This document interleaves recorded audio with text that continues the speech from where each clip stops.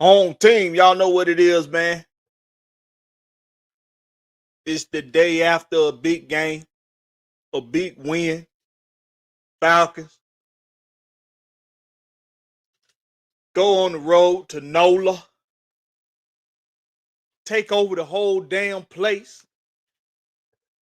Hey, what more can you ask for as a Falcon fan?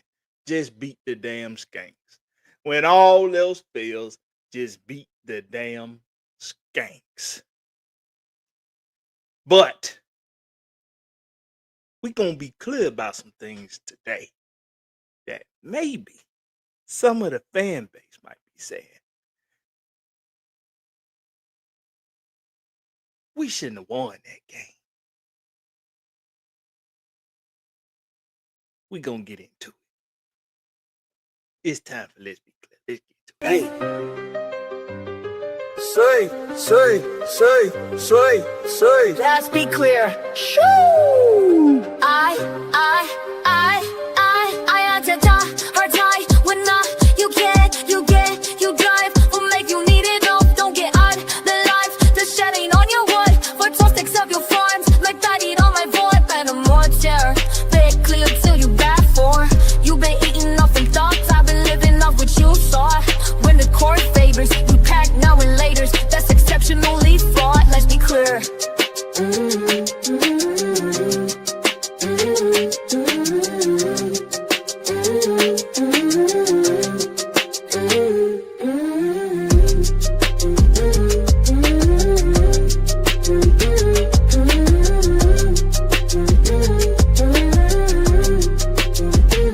Let's be clear.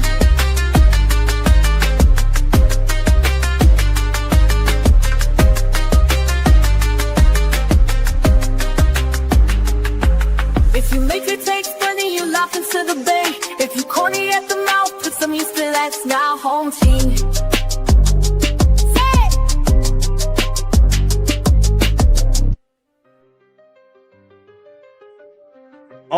Home team. What's happening, home team? This your boy Blakberry Lyrics. And this is Let's Be Clear. I got my ace in that game. Big Wheel, the Georgia Reaper, he in the building. We gonna give our takes on what happened this past Sunday in the Atlanta Falcons versus New Orleans Swamp Skanks over in the Louisiana Bayou. We come out with a dub, and I think that's all we can all ask for when all else fails. When the season is awry. Injuries out the woo-wah. Coaches don't know what the fuck they doing.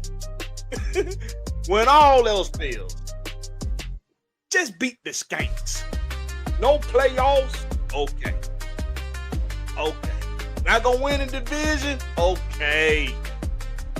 Just beat them stinky, nasty, filthy Skanks. Just beat them when all else fails. Kirk Cousins, he made it a habit in his career to beat the shit out the Skanks. So we kind of should have known they was going to lose when Kirk Cousins was their quarterback. They ain't never been able to beat Kirk Cousins. And not only that, they just stink. But what we going to do is, man, we're going to show some love to the loyal compadres and compadres of the channel. So let's go ahead. Let's do that. Let's show some love to the loyal compadres and compadres. All right. Who we got in the building, man? We got A137 Sauce up in here with the home team. Blakberry and Big Wheel, a.k.a. Grady. What it do, my brothers, my family? One word, sabotage. Ain't no way in the hell the ish I seen yesterday on offense. I have so many questions. Yes. So many questions. So many.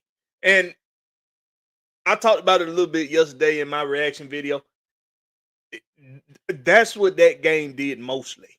Mostly what that game did is bring up a lot of questions. But if you break it down, You can come up with some else. You can come up with some else. Appreciate you coming through, A1. We got 3 Duddy in the building. He say, is it incompetence or sabotage? If so, why? I don't. Hey man, when it comes, hey man, when agendas are at hand, when they're hitting agendas by management, hitting agendas by why does she look like that? Hitting agendas by management, hitting agendas for coaches who there may be sabotage involved. There may be. We got Jonte Rozier in the building. He say, "What it do, fellas? Blackberry and Big Wheel, what's happening, my boy?" Let me hold on. Some don't feel right here. Don't feel right. Let me fix this. Some feels just not right. Some just don't feel right. There we go. There we go. There we go. Good now. Now we're good. That feel better. Feel better about that. Who else we got up in here, man? We got Jonte Rozier in the building. What's up with you, Jonte Rozier? Who else we got up in here, man? We got Charles B. What's up with you, Charles B? Appreciate you for coming through. We got Really 1090 in the house. Home team. What's happening? What's happening? What's happening Really 1090? We got Tay Bro in the building saying needed win. Let's win just for pride. Hey man, just win, man. Just win. I hate losing. I hate losing. So when we win, I love it. Just win. Just win. We got Silk Legacy in the building. He say, "What's up, Blackberry and Big Wheel? Yeet, get some with the old school. What's happening, my boy?" We got William Amy up in the building. Hardest working man in East Georgia. What's going on with you, William Amy? So I'm gonna open it up to Big Wheel, man. Big Wheel, hey man, what's your thoughts on the win yesterday? What's your thoughts? Hold on, I'm at the gate. Let me check this trailer out. I'm at the gate. Hold on. All right. Yesterday, man, we got to be clear about yesterday. I'm hearing too much of this damn. They shouldn't have won. They shouldn't have won. They shouldn't have won. They should have played for. They should have played to lose. I didn't want them to win. I wanted the Saints to whoop their ass. You're hearing this from Falcons fans now. From Falcons fans saying that they wanted the Skanks to win. I don't give a damn. Now look, I know a lot of this come from the hatred that a lot of people got for Raheem Morris. I know that's where the majority of that shit come from. They hate Raheem so goddamn much that they wanted the Skanks out of all teams to beat us yesterday. Do you know how much you have to dislike a player or a coach to want the Skanks to win? If you're a Falcons fan, just think about that. I want everybody in this chat and everybody that's listening, just ask yourself, is there a scenario ever?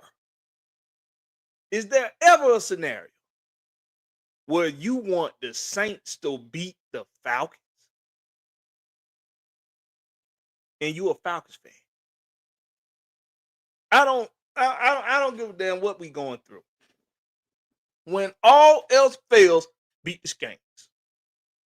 And I mean beat them like they stole something. Beat the black, the yellow, the red, the green, the Caucasian, beat all that off of them. I don't give a damn what the season done look like. When all else fails, beat the Skanks. All right, I'm ready. What you thought about this win yesterday, man? Hey man. First off, how y'all doing? What's happening? Shit. It was a good win. I give them that. It was a good win.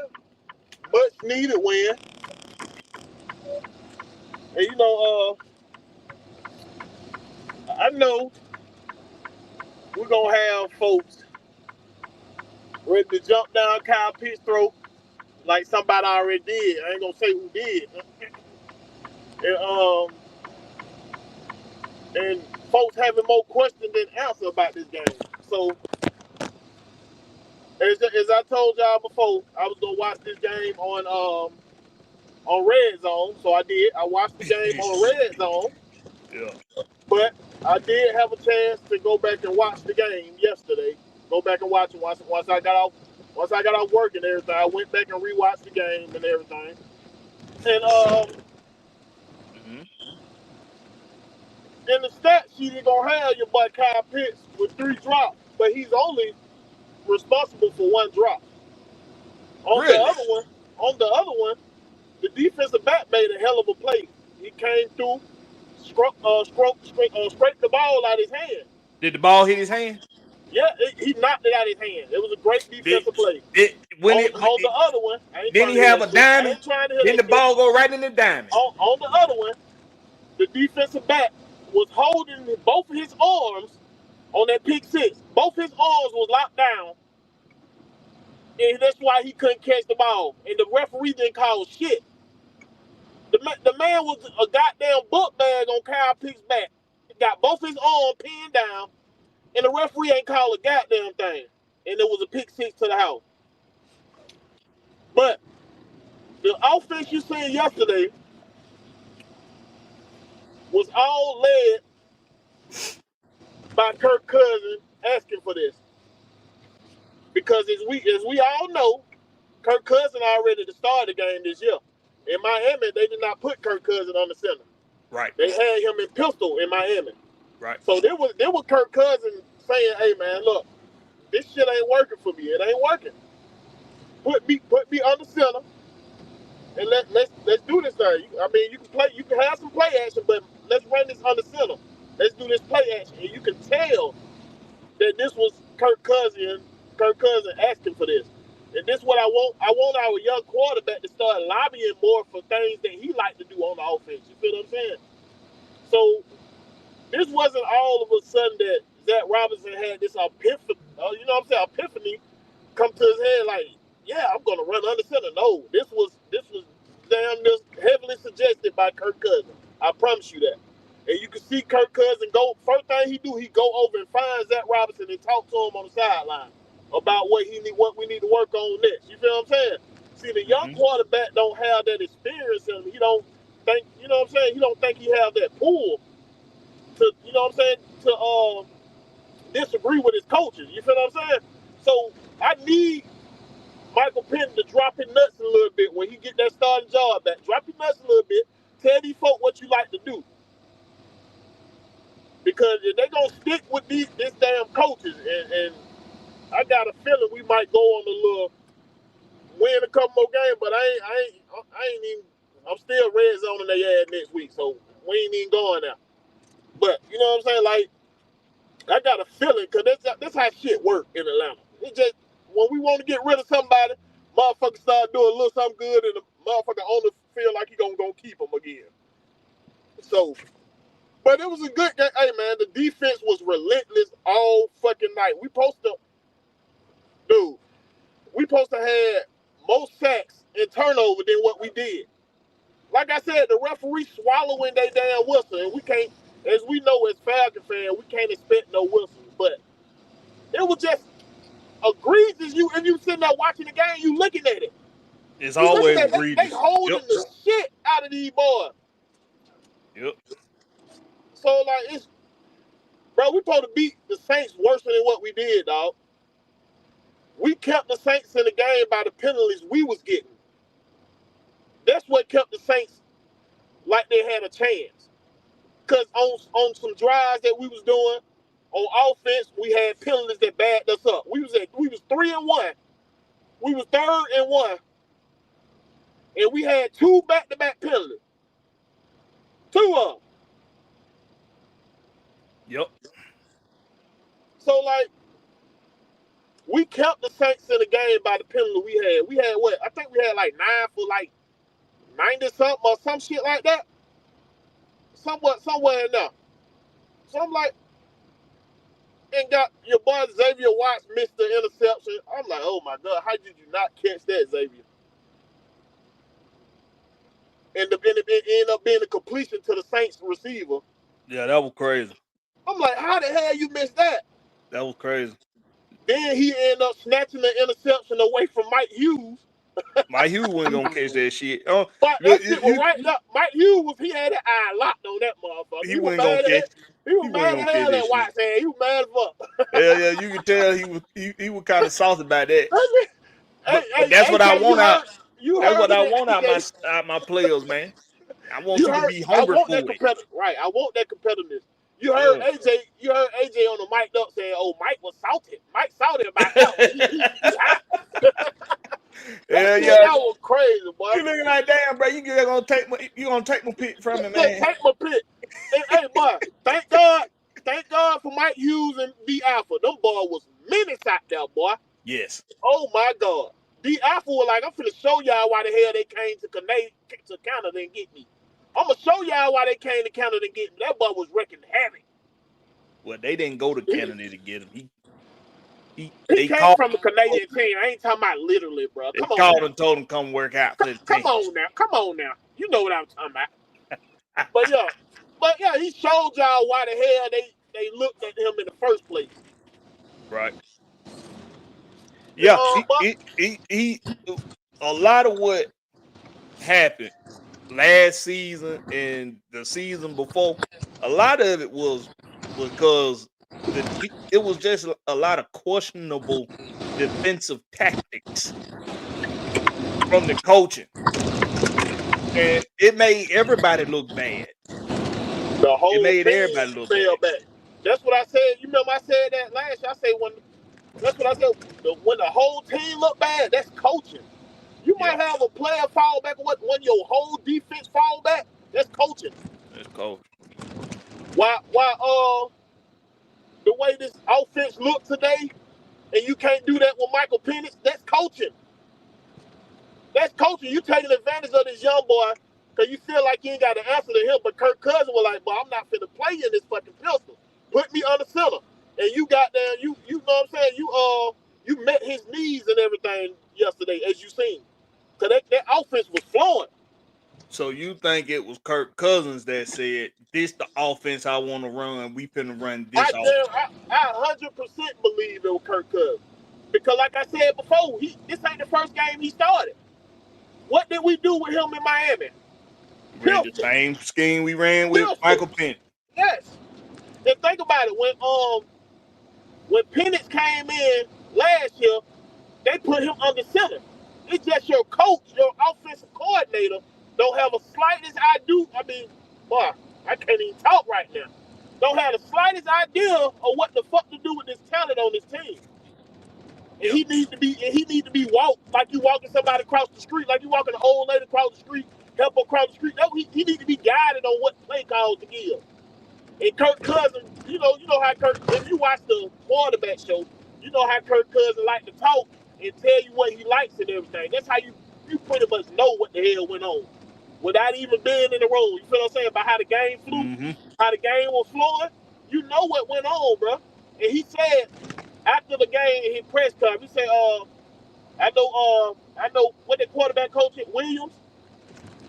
He said, I know I'm gonna be a headache to Williams because I'm gonna go to him and find out what I need to do more, what I need to do better, and all this shit. You know what happened off the rip. Kirk Cousins came up, no, this ain't working, bro. We tried this shit 11 weeks. We tried it for 11 weeks and we ain't been able to do shit. We need to do more under the center. We need to make the defense think a little bit. And guess what the Saints defense was doing? They ain't know what the fuck was going on. No, only way the Saints stopped us is because we were stopping ourselves. Yeah. The penalties we was getting, when we wanted to move the ball, we was able to move the ball. And but we finally got a kicker. Wait a minute. Hold on, wait. Don't say that. For right now. We ain't gonna knight him. We ain't gonna knight him right now. We ain't gonna knight him yet. But he done made every kick he done attempted so far. That little OCD kicker. Hey, boy, he came up the show. He got legs, paws. But yeah, you know what I'm saying? He was ready to kick whatever. We had one play where we supposed to got another field goal. And I'm thinking something like the referee didn't adjust the clock or whatever. And they gave us a delay of game. They fucked us on that. Right, yeah, they ain't pumped the clock back up. And And Raheem was trying to find out why y'all didn't pump the clock up. And on that first drive, was it the first drive? I think it was the first drive. But remember, they had got a intentional grounding.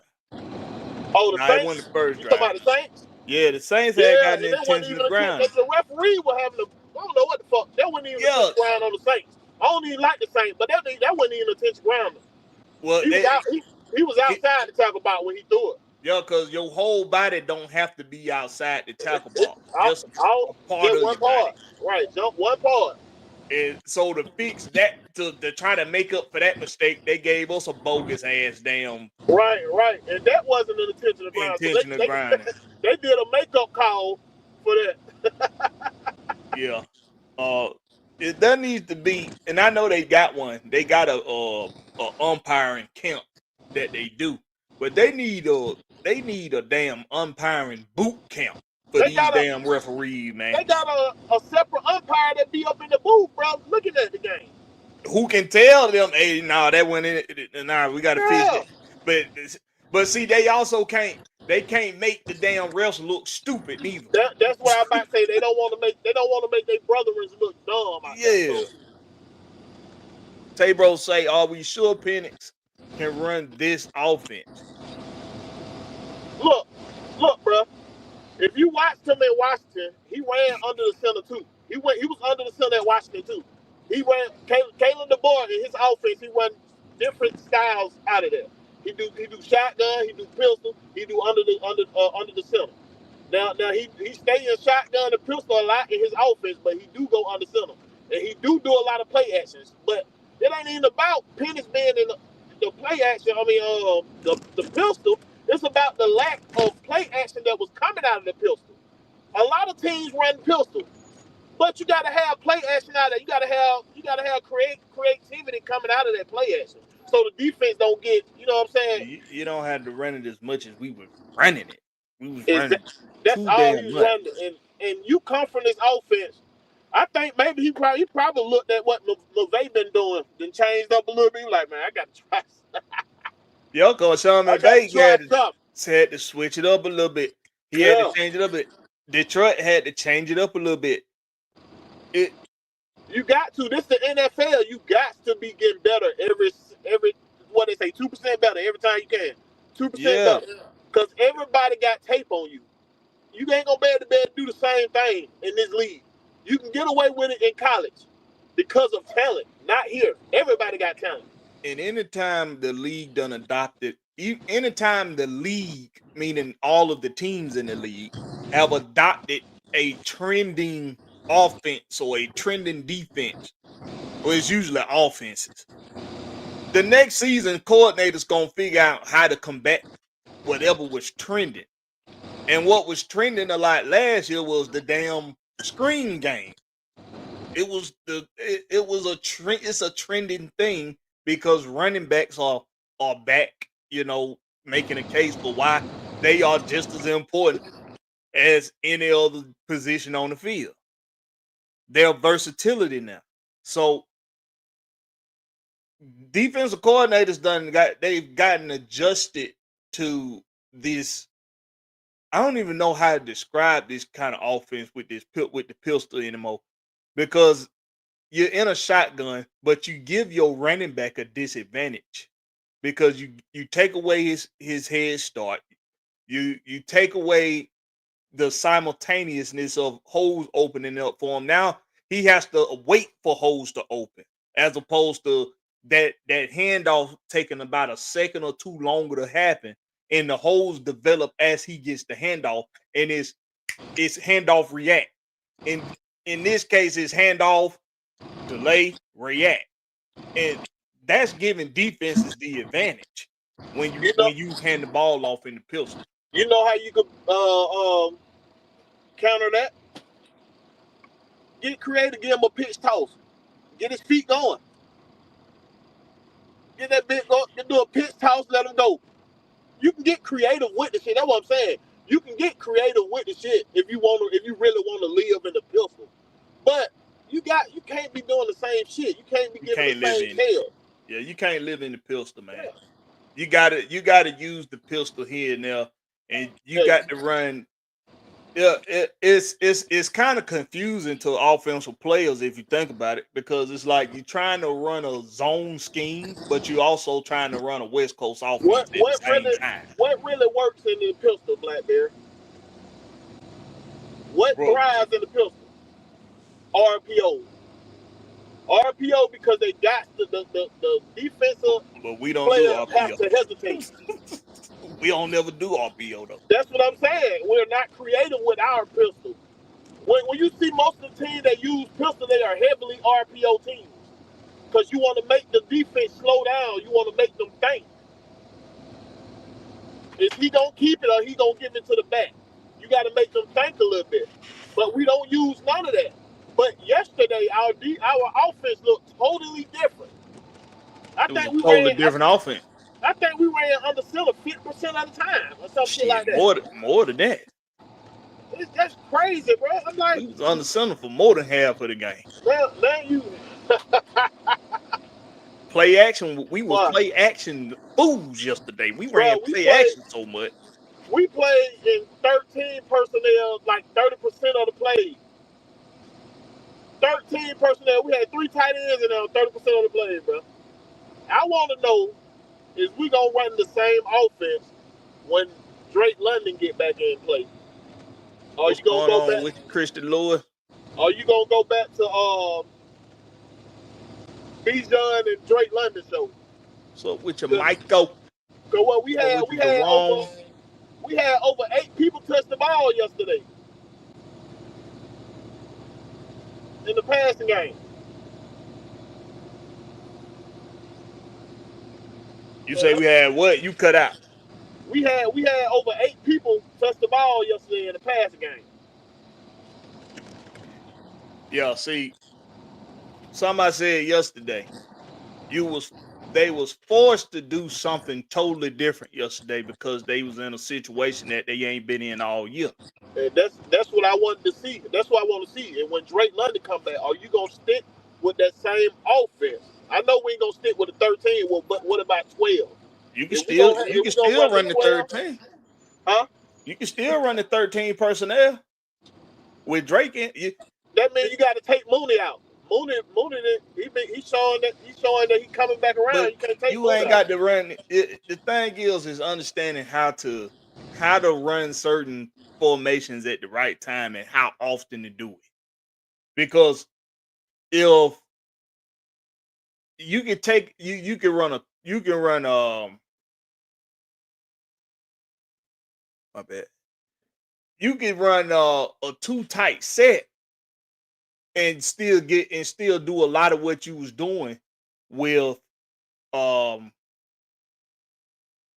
13 personnel, because you got somebody like Tyler Algier that you can still use. What they can do, if they was creative, they can put Drake London in a tight end set. Put him in tight, like in the tight end position. And it'll still be like a 13 personnel, but they're not creative enough for that shit. I don't trust Zach Robinson to do that shit. It's highly doubtful he would do something like that. Exactly. But they was forced to have to do something totally different because of the circumstances. And all season, either when there was injuries, it was either we was with Drake but without Mooney, but we still had Michael Penix, or we was without Mooney, or we was without Michael Penix, but we still had Mooney and Drake. So this time it was a very unique situation to the season, where you don't got your starting quarterback, you don't got your number 1 receiver. You tried running the system that you run with Michael Penix one time before with Kirk Cousins, and it was a very stale offense. Couldn't get no traction, couldn't get nothing done. So if it was, I think it was a collective. I think it was more than just Kirk Cousins saying I'm not finna run that pistol like that. We not finna run the same scheme. I think they didn't have no choice but to find something else to do. Some things happen where you need a push. You need something to push you in the right direction. And it happens sometimes at the cost of losing players for a game or losing players for a few games. In this case, it was Drake London. The Hawks seeing it with the Hawks, right? Without Trae Young, they had to figure out how they could win games, but also how they could develop the system that they're trying to run.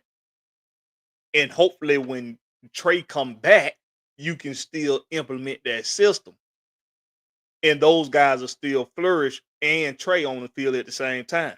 When Drake come back, we gotta hope. That's the hope. The hope is whatever we did against the Skanks in New Orleans, we can build on that, and we can see how what we did on Sunday can work out for us for the better, even whether it's with Kirk Cousins or whether it's with Michael Penix Jr. in the future. So it raises a lot of questions. And I stopped watching these press conferences because I just got tired of hearing the same damn bullshit for 5 straight weeks on a 5-game losing streak. I didn't want to hear nothing. I didn't want to hear no more bullshit. Did you hear what Raheem Morris said? No, because I didn't watch the press. I stopped watching the press conference. No, that motherfucker said we've been building up to that play to Mooney. No, the hell y'all ain't. Nigga, stop trying. Been building Come up on, to that bro. play. Y'all take us for fucking fools out here, bro. What do you mean they've been building up to that play over the That's course like, of 11 games? You should have just been saying, man, it was good to see Mooney get on track and all that shit. Don't say we've been building up to that play. No, the fuck y'all ain't. This offensive coordinator didn't know what the fuck he was doing. Yeah, see, that's bullshit. Come on, man. Y'all don't keep feeding me goddamn dog shit talking about this goddamn 5-star court meal or some shit. That's bullshit. It's a couple reasons why we haven't taken those types of opportunities this season. One being Zach Robinson, like you just said, and being clueless on how to get guys any kind of open looks downfield. And well, I ain't gonna say he ain't been capable of getting them open looks downfield. It's more so in the middle of the field and in the short field where he was struggling getting us open looks.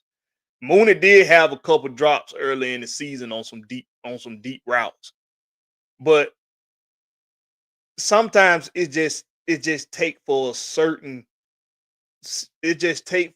situation to make things come into focus.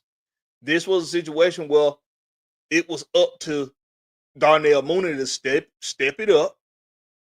No Drake London. He had to step up, and he had to answer the bell.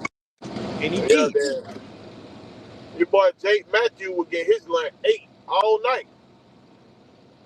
I say, oh my God, what's going on with Jake? Other than that, the offensive line did all right besides goddamn Wilkerson jumping outside. Trying to get a head start, but Jake was getting goddamn. It like they were picking on Jake Matthews. Elijah Wilkerson is he taking more every week. He take more and more steps back. You talking about Wilkerson? Yeah, he started the season out good for like the first handful of games. He was doing his thing, but then it's just every week now is he getting stupid penalties. He letting guys beat him. Jake Matthews, man, we need to just come to grips with he gonna have a couple games in the season where we be looking at him like, damn, Jake, you got your ass, because that's what he had in his career. He ain't gonna be as consistent as he has been years past. He old in the ass now. Yeah. Special team was all right beside that one goddamn run back that they allowed. They allowed that one run back, but Lil Marquise, he done. Lil Marquis will done. They allowed that. you know, but it still need work. They allowed that big run back, but the rest of the night they were good. Mike Ford, man, we wanted to get rid of this motherfucker. That motherfucker But tackling machine, boy. Mike Ford is a special team savant. Right. That motherfucker a lunatic. He a lunatic. He is throwing. He playing. He remind me of myself out there on special team. You know what I'm saying? You know, I'm just gonna use my body as a heat-seeking missile and just launch myself into a motherfucker. That's what he doing. And hey man, and he being smart about being a gun and everything, man. You know, it's Mike Ford, bro. He's doing the thing. He's the only shining part about special teams. Ad Newton had some moments. Him and Tyler Jill got the record having. Tyler Jill, him and Tyler Jill been some gunning machines, man. But I'm gonna tell you something that I did like what I saw yesterday, and that was when Raheem got off in Felipe Frank's ass. Yeah. And he got in his ass, boy. And you know, Felipe Franks, you know, that's a big son of a bitch. That motherfucker's big. That's a huge motherfucker. That nigga 6'8", bro. That nigga is colossal. Because when he was standing there, when Raheem was ripping off in his ass, I was like, look up. Yeah, I was like, damn, Raheem, you look like his son. So, you know, shout out to Raheem for finally showing us that he do know how to hold these guys accountable in real time and not just behind closed doors. So, you know, that was good. Long as with no fake shit. Long as it was genuinely, he was genuinely ripping his ass, not no fake, because I know the camera looking at me type shit. Long as it was that, I'm good with it. Yeah. Miss Pam say even during those so-called commercial breaks, Kirk was talking to the players. Kirk was talking to everybody. He was talking to the coordinator. He was talking to the the quarterback coach. But you know what I'm saying? That's why I say I think they were taking advantage of this young quarterback. Because even when you hear Michael Penix talk at the press conference, he say, "Man, I just do what's called." You know that. They know he gonna just go whatever the play call is. He ain't doing too much fight back with it. Kirk Cousins gonna fight. He gonna, hey man, I don't like that shit. We need to do something else. Right. So like, as you seen today.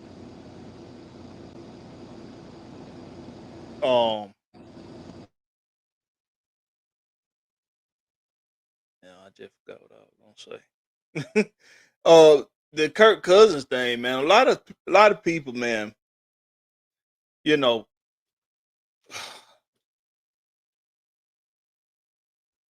let me tell you, I don't, you know, when Kirk Cousins, right?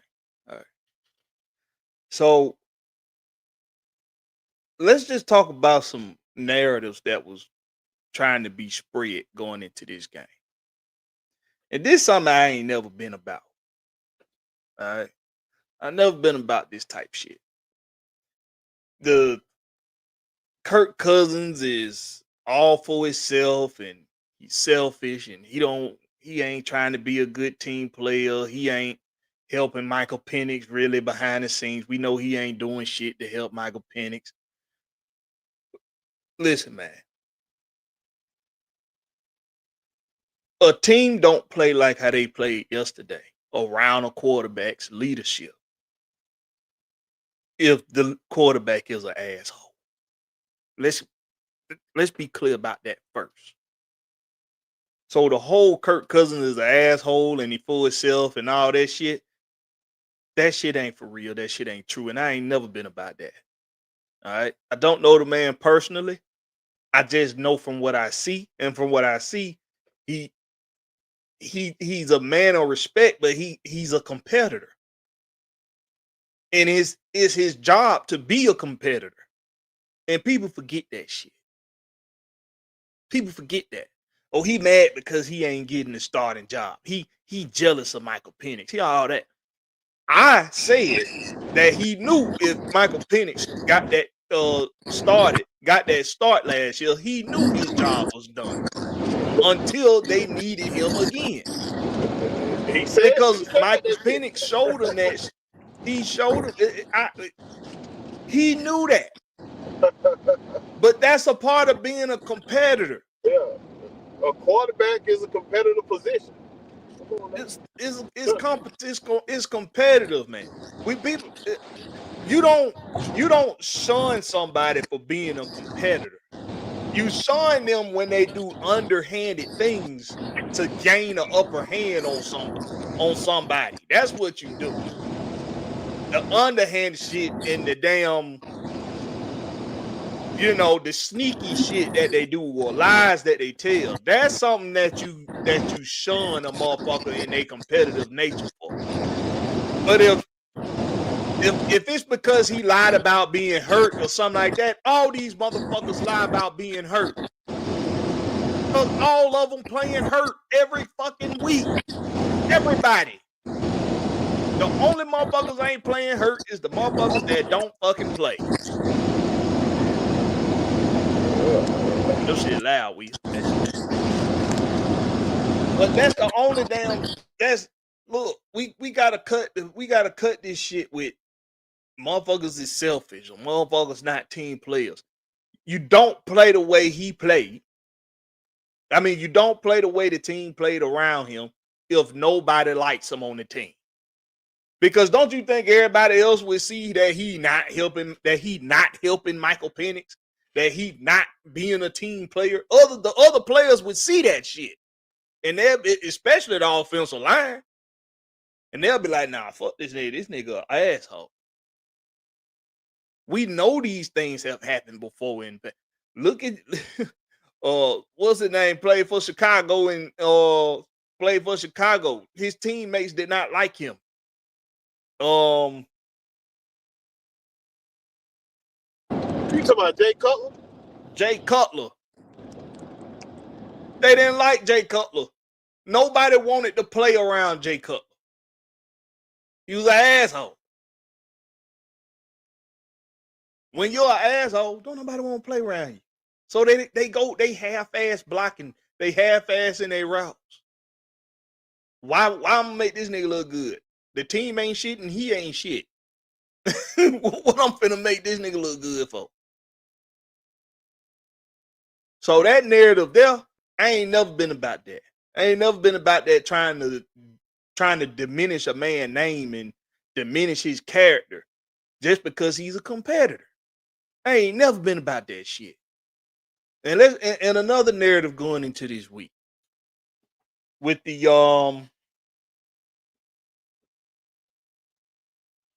whole is Raheem going if we lose this game, Raheem ass gonna be fired and all that. Y'all might as well forget about talking about Raheem gonna be fired. He ain't going. They ain't did it yet. He gonna finish the team. He gonna finish out the season, man. No, that ain't the real. That ain't what I was. Stop getting your hopes up. Stop getting your hopes up. The narrative that I'm talking about though is that he done lost the locker room. Nah, he ain't lost it yet. Now he ain't saying how they came out and played today. He ain't lost it yet. He ain't lost the locker room yet. He ain't. What we feel as a fan base and what's going on in the locker room is two different things. Just because we get a vibe that things are shaky with morale on the team because we're losing, that don't mean he done lost the locker room. And then a lot of people try to say, well, he throw other people under the bus. He don't. Is he throwing other people under the bus or is he holding them accountable? If he say we gotta do better, we gotta run better routes. The receivers gotta run better routes. They ain't running good enough routes. If he say we gotta hold up better on third down, that means the pass blocking ain't good enough on third down. They gotta do better on third down. Etc. I think Raheem Morris don't need to be the head coach of this team because he ain't proven to be as such. But as long as he is the head coach, I have to look at not only the negatives, but the positives too. And I can't just make up some goddamn shit just because I don't like them. So I'm just going to start making up shit. He lost the locker room. Players cussed him out in the locker room. They was cussing him out.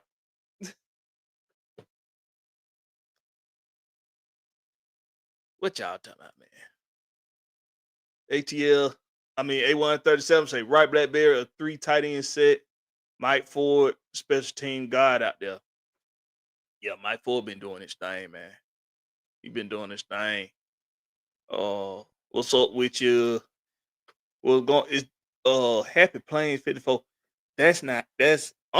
See, now I'm seeing y'all ads. What happened to this? See, I was still able to see y'all's profile names, but now it's showing me y'all damn ads. And I don't know how to change that shit. I want to change it because I don't like this shit. What's up with you, Kashido? We got Big John in the house. What's going on with you, John, from the eye test, man? What's up with you? He say Pitts got a bad rap on that interception. Ralph should have called PI on that pass because he was being molested in the pass. What I'm saying. That's what I'm saying, John. These folk got to go back and watch the film. You're going to see he only got one drop that was really a drop for him. They was all his fault. The other two, bro, hell no. Nah, they here. They on him. Ball hit it. The ball hit the diamond. He should have caught. So you telling me you ain't never seen a DB slap the ball out of a receiver hand? He didn't slap the ball. Yes, he did. He slapped it right out his hand. He pulled his arms down. He did not slap the ball. No, he slapped the ball out. Well, then he should have held on. He should have caught the goddamn ball with stronger hands. Then that ain't no goddamn excuse. That was a great play. Besides, that was a great play. It was a good play. It was a good play by the defensive player. It was a fucking penalty. That was a penalty. He was goddamn like John. He got there the same time the ball got there. He got there the same time the ball got there. You ain't go watch that shit again, bro. Like I said, he got there the same time the ball got there. I rewatched the film. No, the hell you didn't. Yeah, he did. That ball hit him right in his diamond, and he didn't catch it. He got one drop pass, bro. He got 3. One. That ain't what the stat book say. We ain't talking about stat. We talking about what your eye test say. Like John. And my eyes saw the ball hit that some bitch hands and him drop it. That's what I saw. So you ain't never seen no ball hit Chase hands or Jefferson hands and they dropped. If they did, he dropped them. So they sorry too then, right? If they dropped that pass, they were sorry on that play. Then, right? They were sorry on that play. Right? They were sorry on that play if they dropped the damn ball. You goddamn right. The ball hit your hands, catch the damn ball. No, man. It ain't no damn excuse. Oh, the defender hit it out his hand. Nigga, have stronger hands, nigga. You 6'8", 200 pounds, bro, he made a play, bro. He made a play. Fuck out of here. Even though we won't Kyle Pitts for being play inconsistent. We want Kyle Pitts to play like Drake London for sure. To go out there and go after the ball and shit. He ain't there yet. But man, that nigga inconsistent as fuck. Send that nigga off somewhere, man. Let that nigga walk off into the sunset. Matter of fact, franchise tag his ass and then trade his ass. I ain't ready to give up on goddamn Pitts like Blakberry been ready to do weeks ago. Blakberry been ready to get rid of that motherfucker last year. So like, hey, I'm not on the same level as Blakberry right now on that, y'all. It don't matter who the goddamn quarterback is. That nigga inconsistent. For y'all who want to know the truth, go rewatch the film. Go watch the tape. Truth is, the ball hit his hands and he didn't catch it. That's the truth. Go watch the tape. 3W say Kirk is a veteran and his career demands a certain level of it. Kirk can rally this team in the locker room and in games. Like I said, man, when we listen to narratives that's spun by the media and by content creators, because even on the radio, man, they was trying to spread that bullshit on 92.9 that Kirk Cousins is he's for himself. He gives me for himself vibes, and he's selfish and he complain and he don't know how to shut his mouth. Now I can admit he opened up his mouth when he shouldn't have. That's true.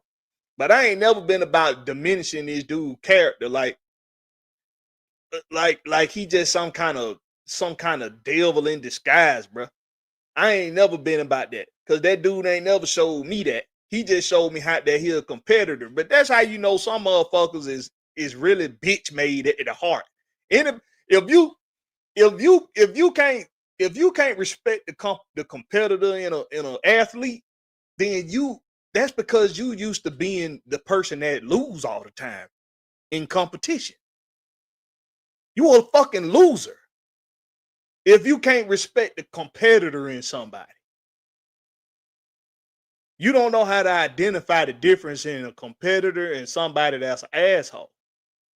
You can't tell the difference because maybe one, you the asshole, and maybe two, you a loser. Losers can't respect a competitive nature because they so used to losing to others that are competitors. You feel me? What's up with you, Slittle? He up in here. He say Penix is trash. Yup. Thumbs up. Hey, that's your. I don't think he is trash. He's just young. I ain't ready to say that either. He just young, Slittle. He just young, man. He need a better coordinator. That's what the fuck he needs. That too. He need a better developmental system because he's almost out of that development window. He's almost out of it. It took a veteran quarterback to strong arm his way into getting the plays he wanted to call. About whatever say, I told y'all motherfuckers pre-draft that Penix ain't it. Come holler at me about 2 more years about whatever. I'll let you know. He almost out of that development window, so he need the right developmental system, man. And when I say system, I'm talking about coaching staff. That's right. As we see this year, coaching is big. What? Daniel Jones. Nobody thought Daniel Jones gonna play like he did. He go to another team that believe in him. That boy playing like an all-star. Yeah. Come on now. Sam Darnold. Must I go on? It's been quarterbacks that didn't prove that all the time, bro. Yeah, for sure. Geno Smith, if Geno Smith would have been better developed in his 3-year window, he probably would have been a franchise quarterback instead of somebody that had to find him a home at some point after learning through osmosis on how to be a quarterback in this league, or starting quarterback in this league. He had to learn it through osmosis just from off of experience on, being a backup and being a starter and finally landing somewhere where, he was in a good situation after Pete Carroll left Seattle. So it was just he was fortunate enough to be able to extend a career. Look at your boy James Winston. James Winston looking like he done figured out how to mature at the quarterback position now. James Winston always been good, but he still turned the ball over. That's why he wasn't good, because he turned the ball over too much. Yeah. But now it looked like he done matured. Yeah. That boy had 400-yard passing? He had a big game, man. They should have won that game, but that defense gave it up. Yeah, defense gave it up. That's why they fired the defense coordinator. The defense gave it up, man. What is it? A1 said, Blakberry, we wasn't mad at Kurt play hurt. It's Ross seen and let him stay out there hurt. Yeah, like I said, in that third game, he should have got benched. And Michael Penny should have took over from that point on. So I agree with that. Rob let it go on too long. Yeah, once he got hurt against the Saints. Yeah, he got hurt against the Saints. Yeah. And that was the first of the Yeah, losing when he streak. got once The he got same hurt game for the was the Saints, first they of should the have looked at. losing streak. They should have saved Kurt from himself after that. They continue to let him play. Yeah, but Netflix, damn you, Netflix, damn you. yeah, damn, it was the Netflix goddamn season. But it might a lot of people might not have been mad. That actually A1, no, a lot of people was. They always got on Kirk about lying about not being hurt. And he would fix lies. He would try to fix lies by telling other lies. Like it was a mistake he was on IR or not on IR, but he was on the injured list for that week. They're like shit like that. Like he'll lie some a bitch, but he ain't never been no counselor in the locker room though. He ain't never been that. I give him that. He ain't never been no counselor. And to wanna diminish the man's character and to question his character and his morals and his religion just because he wanted to play while hurt and lied about being hurt. Let ye of no sin cast the first stone. Right? If I done played the game before, Big Will done played the game before, you know how many times I was hurt and didn't say nothing? Because I want to play. Hey, what they got to understand is the difference between being hurt and injured. If you hurt and you come on that field, I expect you to play. If you injured, don't bring your ass on the field. Yeah. If it's a leg, if I can't walk or if I can't move on that motherfucker, then I ain't playing. But if it's something that I feel like I can shake off, see, it's a thing called adrenaline. See, when the adrenaline pumping, sometimes we don't know how bad and pain the hurt tolerance. is. Pain tolerance. Yeah. We don't know how bad the hurt is sometimes until we try to do something that and our body just not gonna let us do it. Yeah. So that's when you injured. But when you hurt, you can play through that shit. But a lot of people did want to goddamn jump down. They was murdering this dude for lying about being hurt. Why? Y'all must ain't never been athletes before. That ain't what you need to be mad at. Everybody should have been mad at Raheem Morris for letting it continue. I was mad at the coach first, then I was mad at Kurt for hurting your team. One thing you don't do as a teammate, if you hurt and you can play, cool. But if you're injured and you ain't doing it but hurting your team, you being selfish at that point. Now when Kurt seen he couldn't make throws that he was trying to make, you being selfish at that point, bro. Like this shoulder this arm ain't let me do it. It ain't let me do it, y'all. I can't make that throw. We got to put the young boy in. But I ain't gonna shun the man's character and his morals and question everything about the man's manhood. I'm not finna do all that. That's crossing the line. That's doing too goddamn much. But like I say, bitch ass niggas do shit like that because they so used to being a loser. What's up with your T Terry? He say Kurt has that dog inside. Matt Ryan had dog inside. Yeah, he do. He's a competitor, man. He damn so did. Matt Ryan had that double dog. Yeah, the double. Matt Ryan was a competitor. Matt Ryan was an ultimate competitor. He wanted to win at all costs, and he felt like he was the best option out of any other option. That's what Kirk felt like. Carl Thomas said, "Man, Kirk Cousins trash and Mooney a sellout." That's good. Next question. Carl Thomas, boy, you is a controversial motherfucker, boy. You know it too. He trying to get the blood pressure popping. I know Southside. I know what you're trying to do.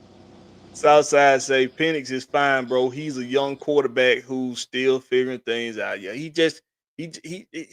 figure it out, man. He'll figure it out. Hopefully we'll put the right system around him where he can figure it out sooner rather than later. Hey man, anybody who's saying this man trash when y'all were the same people who was lobbying for this man, once y'all found out we drafted motherfucker, how happy y'all motherfucker was. Y'all just some fair weather ass fans, and I don't like y'all fair weather motherfuckers. Come on, man. We don't like no fair weather fans. I don't like no fair weather ass fan, bro. And when you clearly see what the problem is, if this offense is trash up under two different quarterbacks, then it's one variable that remains the same. The offensive coordinator. If everybody around the league say, "Hey, man, this shit is predictable. We know it's coming," it's one thing that remains the same. The OC. Come on now. We gotta call what they say? We gotta call a spade a spade. Call a spade a spade. This man is call it like a TIL. He's a certified rookie right now. If he ain't got nobody developing him, if he ain't got nobody out here putting in goddamn hot routes when they know a blitz coming, what y'all want for the man to do? Yeah, every damn see. We can have that discussion in a minute. We'll have that discussion in a minute. ATL 251 say when Morris goes, Terry goes. I don't know 251. Terry ain't did. 251, we ain't had a whole debate over this situation. I know you ain't come back and say that shit. He came back. He came back with it again. I'm disappointed, 251. I'm disappointed.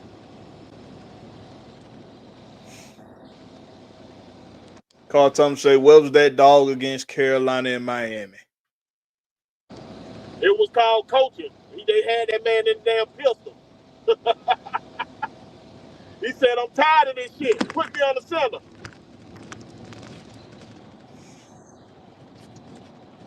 Oh. 251 say Mooney can't catch the left-handed bullets MPJ throws. But let me explain this to y'all.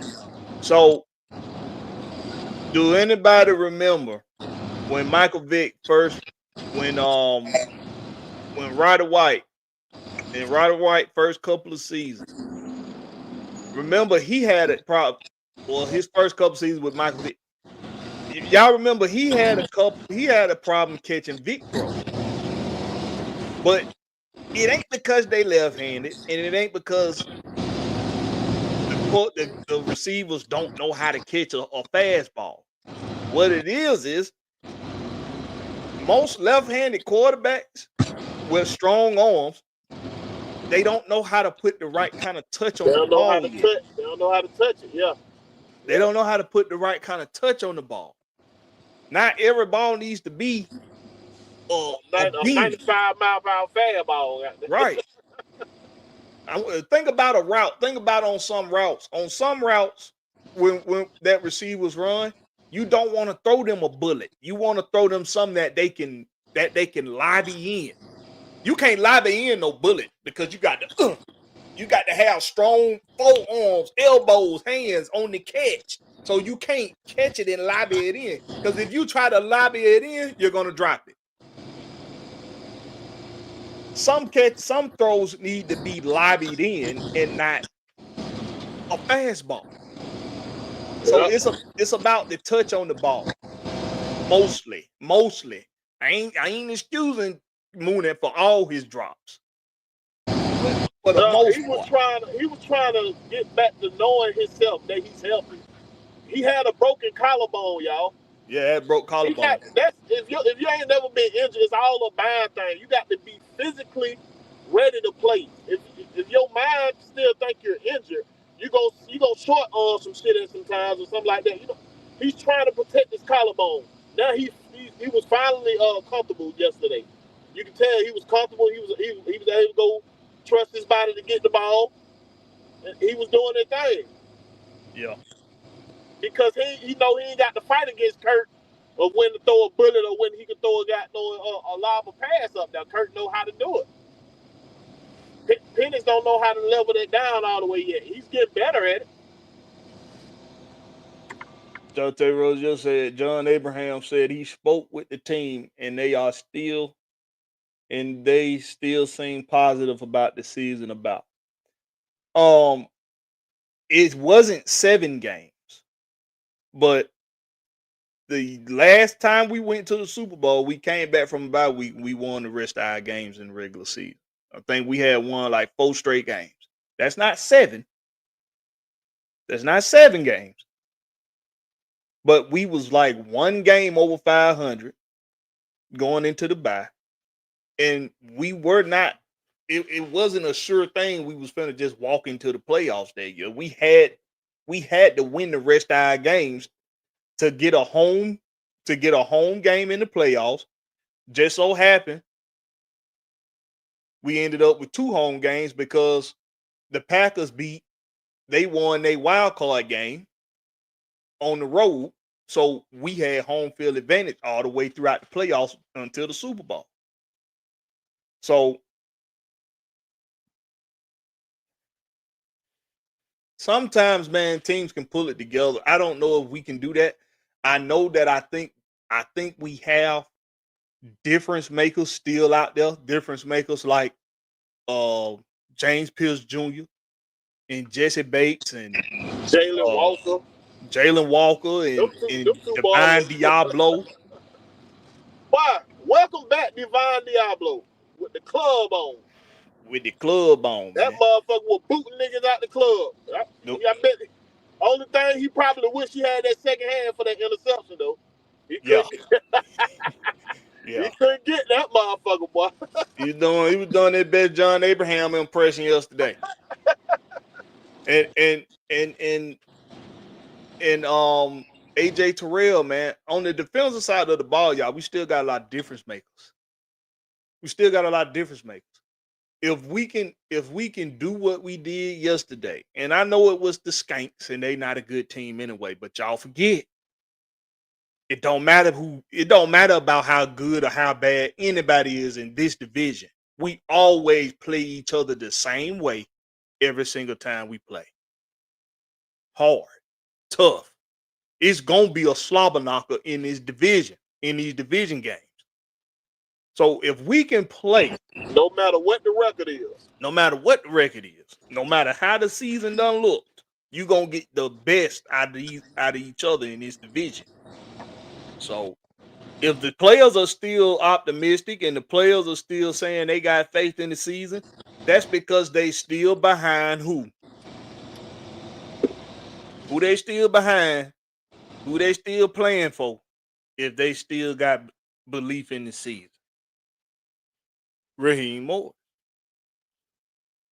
I'm not like other content creators, man. I'm not gonna sit up here and goddamn and stay on the hissy fits and all on the rants and shit just because we've looked bad and things have been bad. When I see that there's something to build on, I'll support it. I'm not gonna go crazy. I'm not finna start jumping out the window and saying, we finna win the next 6 games and make the playoffs. I'm not finna do all that. But I can recognize how it's possible. That I can do. He said, man, my son changed my name on YouTube. I don't know how to do this. Hey, if it got records and stats that saying that there's a chance you can make the playoff, then it's a chance. It's a chance. Until I see a 0% chance. Now, do I have faith in these motherfuckers? No, I'm still gonna watch their ass on Red Zone until they prove me otherwise. But yeah, it's a chance. Yeah, and I've always been my motto has always been until they mathematically eliminate it, then I'm gonna keep rooting for them to make them playoffs because anything can happen in the playoffs. Anything. Both of Eli Manning Super Bowls with the Giants, they was written off halfway in the season. They ain't finna do shit. And what they went and did, won Super Bowls. Both times against the same damn team, the New England Patriots. So I don't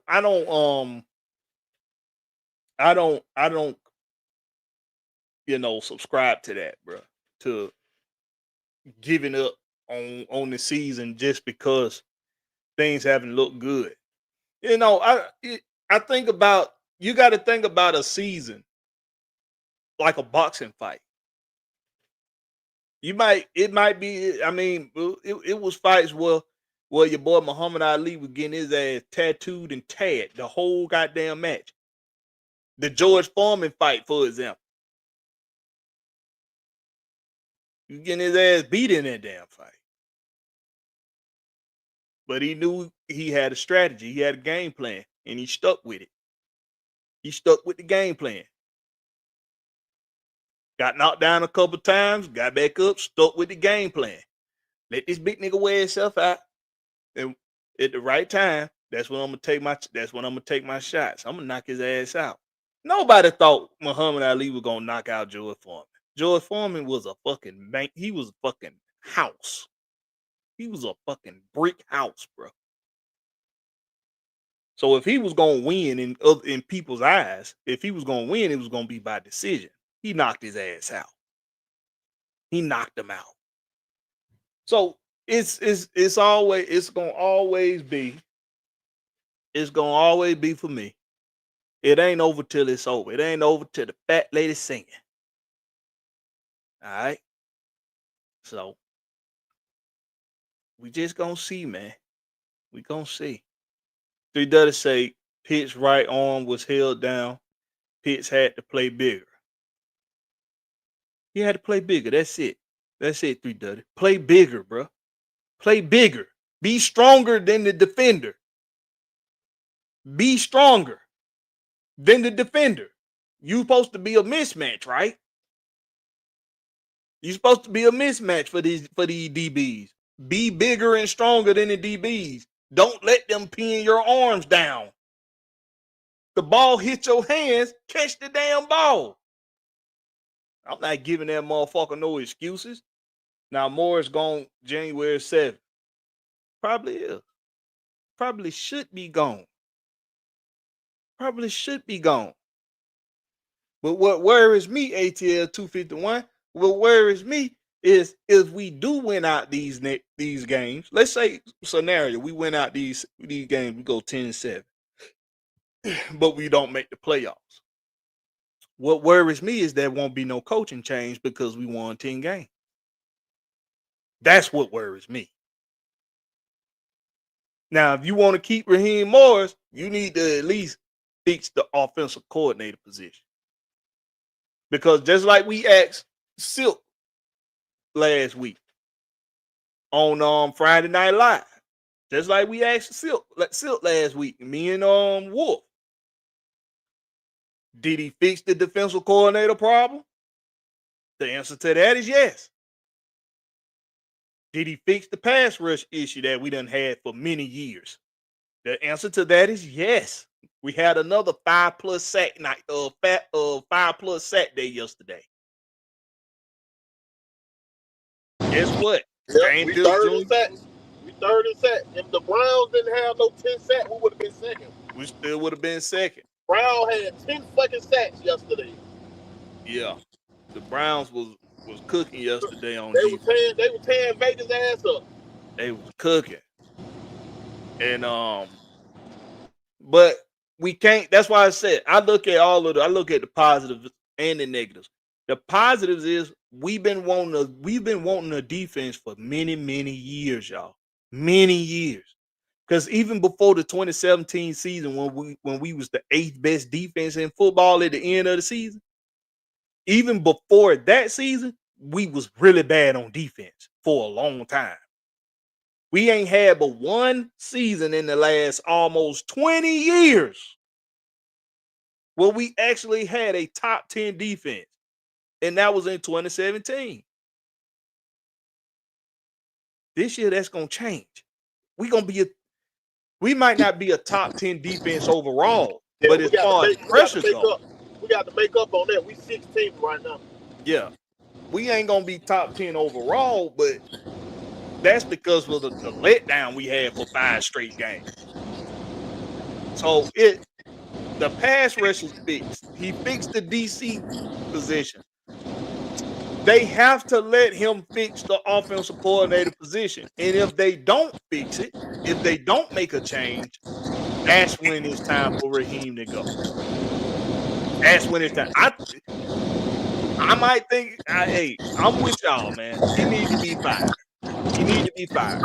But if you're not going to fire him off the blank or Terry Fontenot, since Terry's supposed to have the shot to call now, if you're not going to fire him, you better at least be fixing the offensive coordinator position. Because if there's because like I said, 251, what worries me the most is that we'll win the next six games and we'll finish 10-7, but not make the playoffs. And it won't be no coaching change because of those 10 wins. That's what worries me the most. Southside said those are technically drops, Will. Unfortunately, they're drops. They are drops.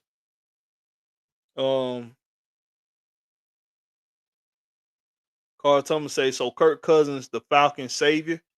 We gonna see he got one more win against the sorry ass Jets. That's about it. Yeah, We going game by game. I'm not looking no farther. Game by game, as I watch their ass on NFL Red Zone, game by game. It's game by game, man. But this what I don't do. All right, Carl. I don't pretend like I know the future. If anybody been watching me, you know what I do. First thing I say when I see comments like this is, I don't know the future, bro. I ain't got no crystal ball that I can rub and say that Kirk Cousins is gonna suck against everybody else but the Jets. I don't have a crystal ball to be able to tell you that. You know what I'm saying? I don't. A lot of people, it's quarterbacks in the league right now. A lot of people had wrote off. Jameis Winston, Geno Smith. They was written off. Who else?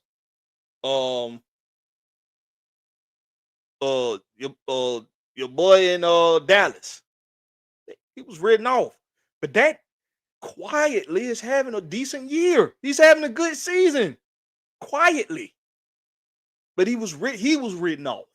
Yeah, Daniel Jones, written off. Baker Mayfield, Sam Darnold was written off last year. Yep. And look at Minnesota. I bet you Minnesota wish they would have kept his ass now. I bet they do that because they goddamn McCarthy ain't about shit. It's been plenty of quarterbacks in this league, even right now as we speak, that was written off, that had a comeback. He's had the time off to heal. He's had the time off to reflect. And we saw that this past weekend. If it is true, if like Big Will said, if he went and stood his ground in the coaching room, in the coach's office, and said, we can't do what the fuck y'all been trying to do. It ain't gonna work. We need to do something different. Let's run something that I can flourish in and my teammates can flourish in. Because what y'all niggas doing ain't working. If that is the case, that's why you got Kirk Cousins in the first goddamn place. His veteran leadership and his moxie, his ability to be able to be strong-minded, strong-willed, to be able to bounce back in adversity. So I'm not going to pretend like I know what the future holds for us, Carl Thomas. You can do that because that's what a lot of people like to do. Because they've seen a guy kind of digress a little bit, then he must be washed. I don't know if he washed or not. Because this past Sunday suggests that he's not yet washed. Not yet. Maybe he just ain't had, maybe it's just because of the time off. Maybe all the time off he was able to play the way he played. And now after getting hit a few times, he only got hit one time. He didn't get hit in the game before. He didn't get hit at all. Michael Penix, the one got hit. He didn't even get hit in the game before. In the Carolina game, he didn't even get hit. He got hit yesterday. So maybe after getting hit a few times yesterday, maybe he'll start to regress again. But I don't know. Just like you don't know. We don't know. Like 3 Duddy said, we shall see. Mundy say, I agree with Big Will. That was pass interference. He still should have caught it. I ain't giving that bitch no excuses. The damn ball hit his hand. Catch the goddamn ball. Y'all can keep saying it all y'all want to, but he's supposed to be a mismatch, right? So mismatch means he got all these advantages over these DBs. So how they overpowering his bitch ass? Because he ain't consistent. Let's be clear about that. He inconsistent as fuck. Kyle Pitts will have a big catch, have a big run after catch, and then he disappear for 3-4 series. Cause y'all miss me with that, bro. Miss me, bro. This nigga, you don't keep going. His inconsistencies are showing every fucking week. Y'all miss me with that bullshit.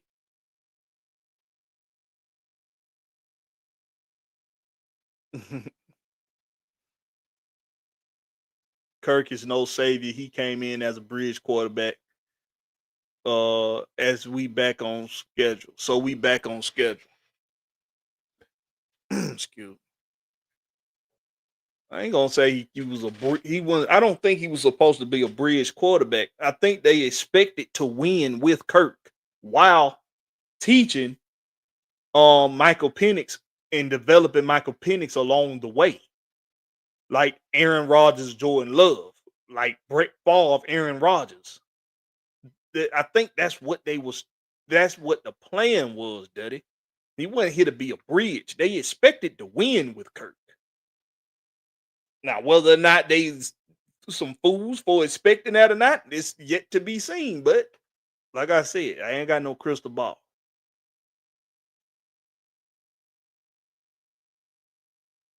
Kyle ain't took over a game since Matt Ryan.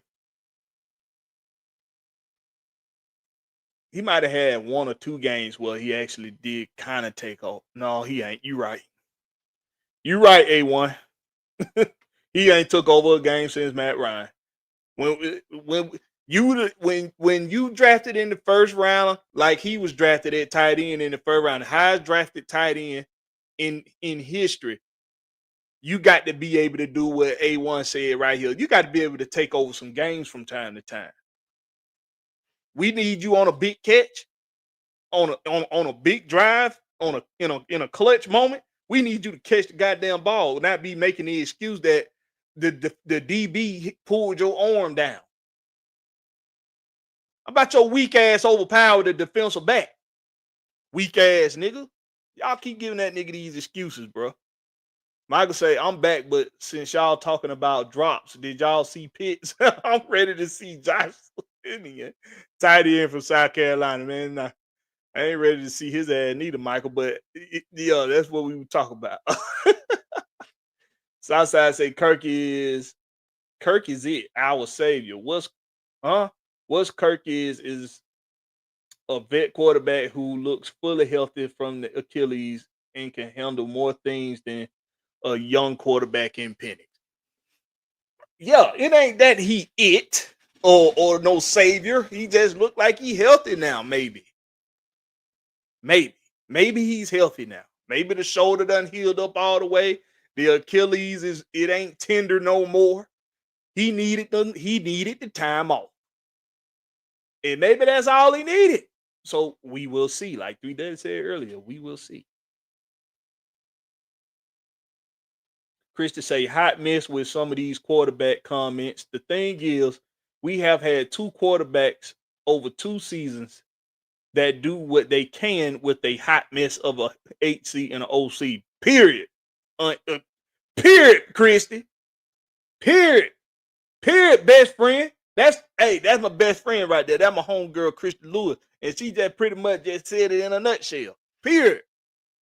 Two quarterbacks that's been doing the best they can with some bullshit ass offensive coordinating, play calling, and bullshit ass head coach decision making or lack thereof. Period. Silk say, Blackberry, where's the competitive in line and making us lose a draft spot? I said he opened up his mouth when he shouldn't have, Silk. But he is a goddamn competitor. Competitors tell lies too sometimes. Hell, like I said, all of them lie about being hurt. That's how I know some of y'all motherfuckers ain't no athletes. Silk. That's how I know you ain't no athlete. And if you was one, you weren't a good one, motherfucker. Nah, I'm just kidding, man. I'm not kidding. You probably wouldn't because you don't even understand about lying about being hurt. But you still my boy, though. Chris is saying now, Kurt did not have to strong arm those plays. He just did them. Right. You saw he was able to make the plays effortlessly. He was just able to make the plays with it. That's how you can tell the arm is back. Whatever he needed that arm strength back, he got the arm strength back. And maybe it was just for one game. Maybe he gonna go home. And maybe he went home and then White had to ice him down and he's sore as hell. I don't know. We won't know until we see him again next week. And then we'll know whether or not if it's something that can be sustainable for the rest of this season. And if it can be sustainable, then maybe, just maybe, big maybe, big fucking maybe, we give ourselves a chance to move on into the postseason. I don't goddamn know. Just get the 10 wins and then let's just see what happens, man. I don't goddamn know. 251 say I sure miss greatest 14 assisted. He said I sure miss greatest 14 assisted tackles for the youth. Hey man, that boy Rook Orororo was wreaking havoc yesterday. Rook Orororo was doing the business yesterday. Him and Brandon Doyles was on fire yesterday, boy. But you could tell they were spent. They were spent after that third quarter, boy. They were spent. The Saints had the ball. Because I did this yesterday. We had the ball one time in the third quarter, and we only had it for like a minute and 48 seconds. All third quarter, bro. We only had the ball for a minute and 38 seconds. It's right here. Yeah, we had it for 3 plays. We had the ball for 3 plays plus, and then the punt. We had the ball for a minute and 55 seconds in the third quarter. 1 minute and 55 seconds in the third. So the defense was on the field for literally over 12 minutes. The defense was on the field for 12 plus minutes, bro. And then in the fourth quarter, they was on the field again for an additional 8 minutes and 24 seconds. So I'm talking about from the drive from the third into the fourth on that same drive that they only got a field goal out of the Skanks. The defense was on the field for a long ass fucking time, bro. A long time. This crazy. We didn't even have the ball for. We had it a minute 55, then we had it a minute and 9. That's a little over 3 minutes. Then we had it for 4 minutes and 26 seconds. So that's about 7 minutes and some change. Then we had it for 27 seconds. We had the ball for less than 8 minutes, the entire second half.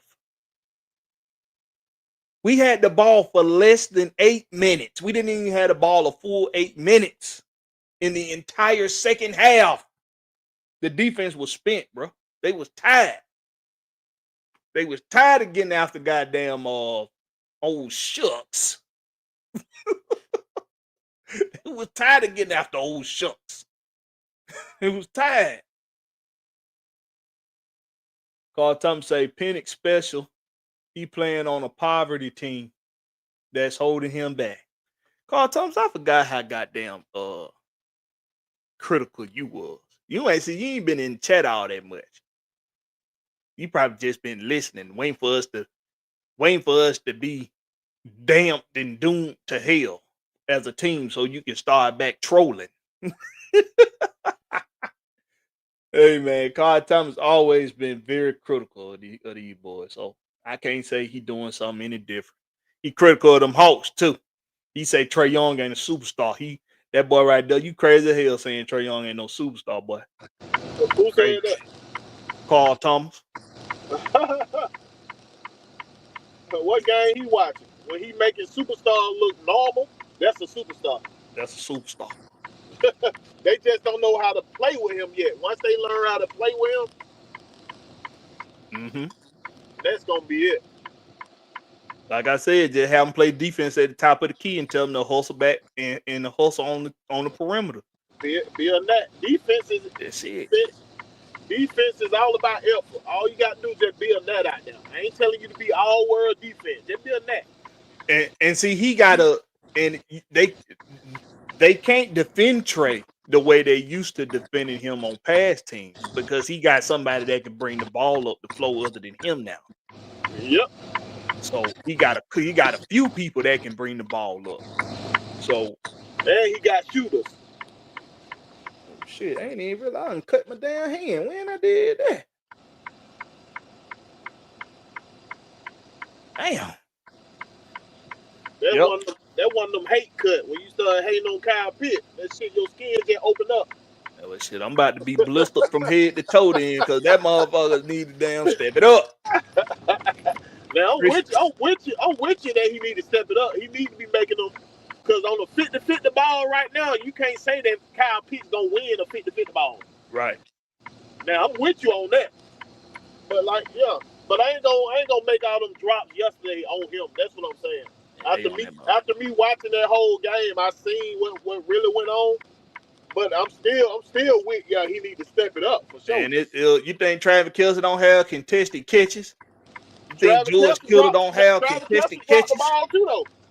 Travis Kelce dropped the ball. Not like goddamn Kyle Pitts. He been in the league longer too, and he had a quarterback. Not like Kyle Pitts. I want you to name how many quarterbacks Kyle Pitts had. Go ahead. I'll wait for it. Dropping the ball. Don't matter. How many quarterbacks have Kyle Pitts had, my boy? What that matter? What it matter who's throwing you the ball if you drop it? It matter a whole lot. If you dropping the ball, you dropping the ball. That's on you. That ain't on the quarterback. Why you gonna blame them? You gonna blame the quarterback for this nigga dropping the ball? Why are you going around the question, Blackberry? How many quarterbacks had this man had? Because it's an irrelevant question. No, it's not. It's irrelevant because you don't want to answer it. You don't want to answer. Dropping the ball is dropping the ball. What happened when he had Matt Ryan? Did he drop a lot of passes when he had Matt Ryan? Probably. I don't know. I got to go look.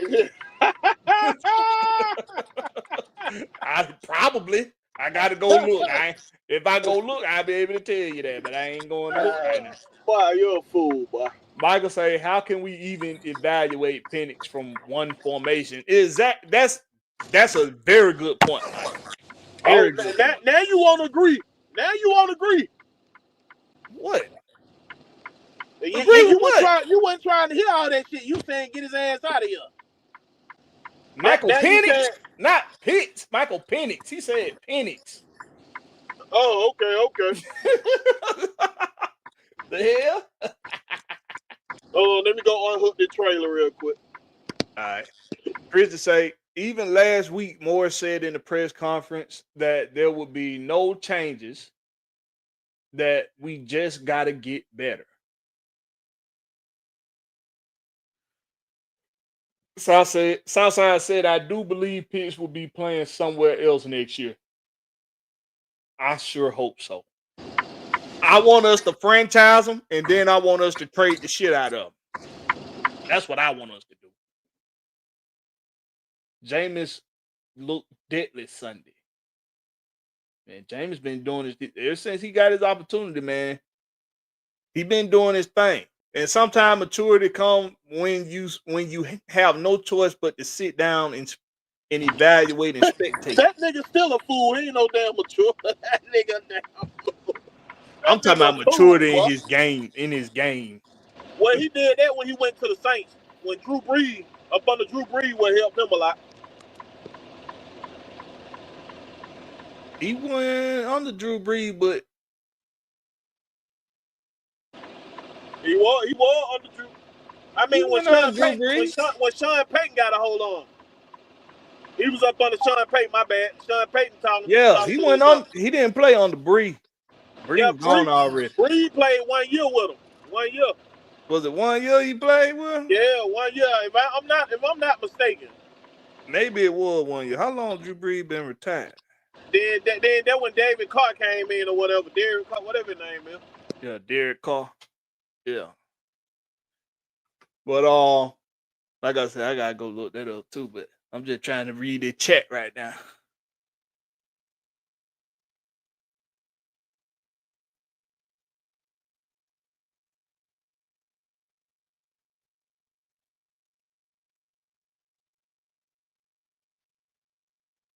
Still say he couldn't use his arm or move. He was injured. Who you talking about? Kirk Cousins.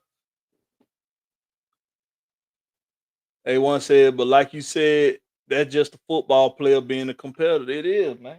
That's just a football player being a competitor, man, when he playing hurt and he not saying nothing about how hurt he is.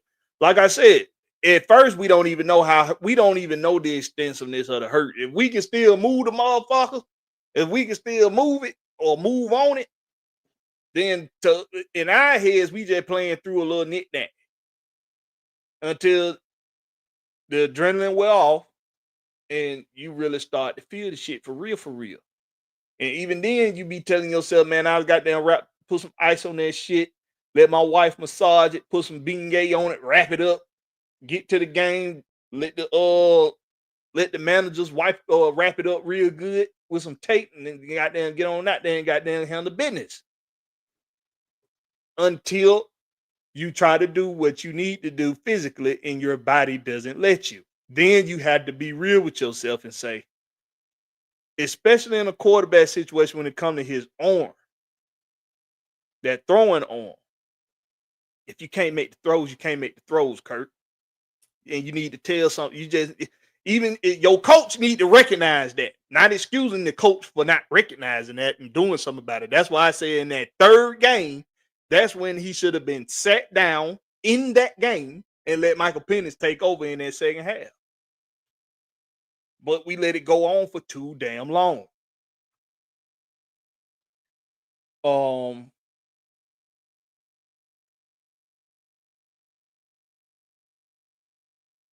She said, then that dog come with experience. Talking about Kurt. Mm-hmm. They want to say, you right, Grady. How big was Diablo return? Big. Because he was actually filling gaps out there. He was not just filling them, he was hitting them. He was hitting the gaps. that nigga was throwing niggas out the club, boy. Bruh, Divine Diablo, the reason why your boy had to go sit down for the rest of the game. Alvin Kamara. Nah, that was all Ellis. Ellis did that. Was that Caden Ellis had smacked his ass? Ellis made that tackle on that one. But I know a few times coming up there, trying to come up that A gap, goddamn Diablo smacked his ass a couple times. Coming up that A gap. I bet you don't know who was the leading tackler. You talking about for us? Yeah. The leading tackler? Who was the leading tackler? D Alpha. I figured. He was everywhere. He was all over the field yesterday. That boy was everywhere, boy. He was all over the field yesterday, man. Still say the players, it's not trash, it's the coaches. Agree. 100% agree with that. That's why if under Kirk Cousins' leadership out there as the general, we still got difference makers. Listen to what I'm telling y'all. We still got difference makers on the defense right now. And we still got difference makers on the offense. Maybe, just maybe, very big maybe.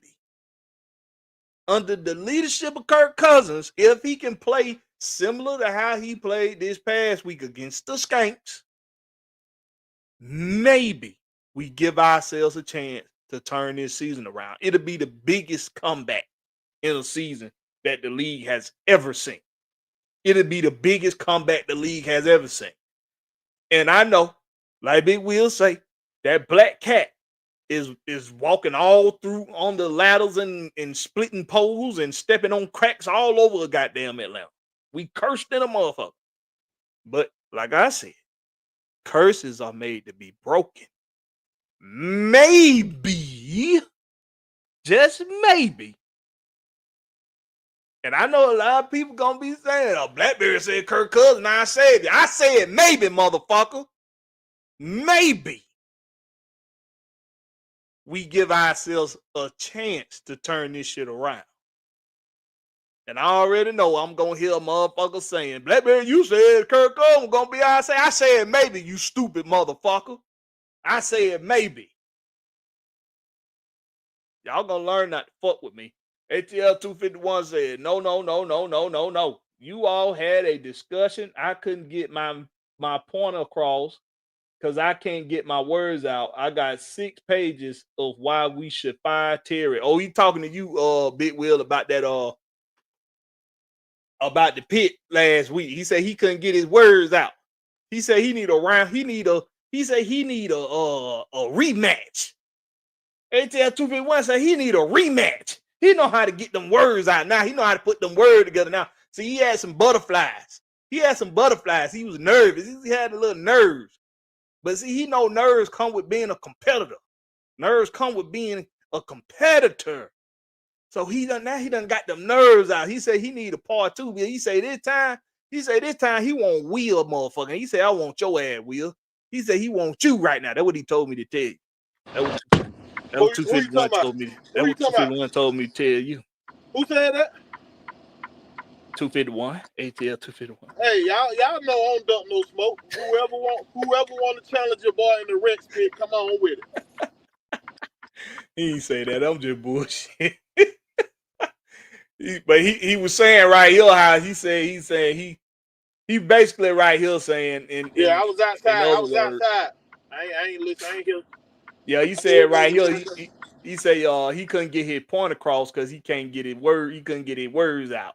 But he said he got 6 pages of why Terry need to be fired.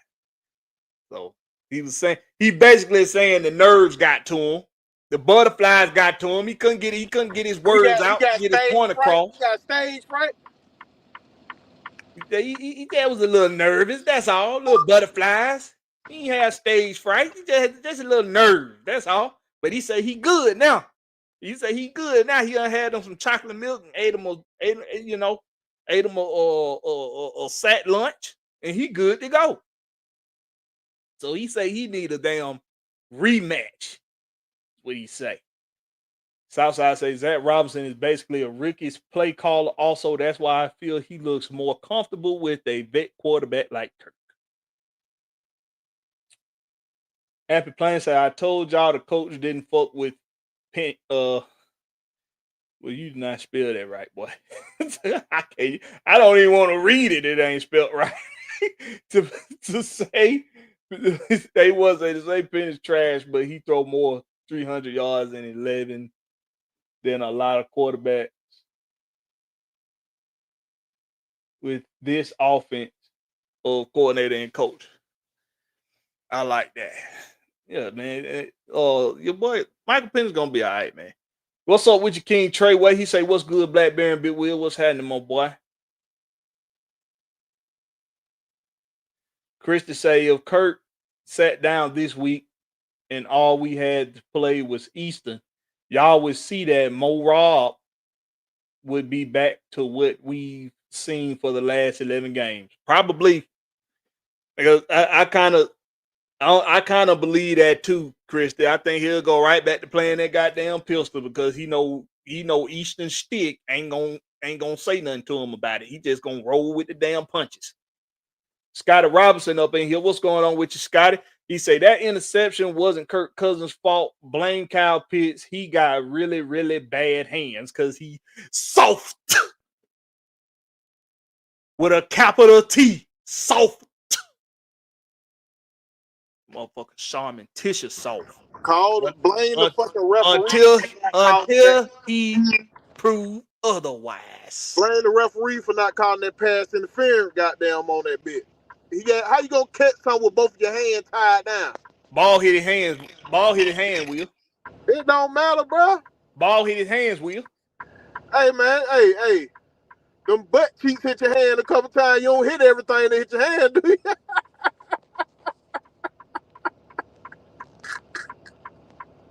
But hey, we do want the best up out of goddamn Kyle Pitts for sure. But I'm just saying, like, a lot of them drop wasn't his fault. He had one for sure drop when he was trying to make a move without the ball. He did that a couple times this season. Make sure you secure the ball first before you try to move. What's up with your BATL in the building? Y'all see Blakberry got quiet on that statement. Y'all seen that shit? I was not finna dignify. I was not finna dignify that statement with a comment, sir. I was not about to. What's up with you, B? She up in here, man. Appreciate you for coming through, B. I was not finna dignify that with a comment, sir. He say, how long Mayfield supposed to be out? Oh, I don't know. That's a good question. He was getting his ass beat yesterday. That's his non-throwing arm, so he might not be that long. It's all about pain tolerance with that too. What he got, we'll see.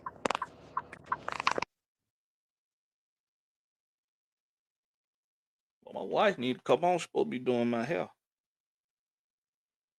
What's she doing?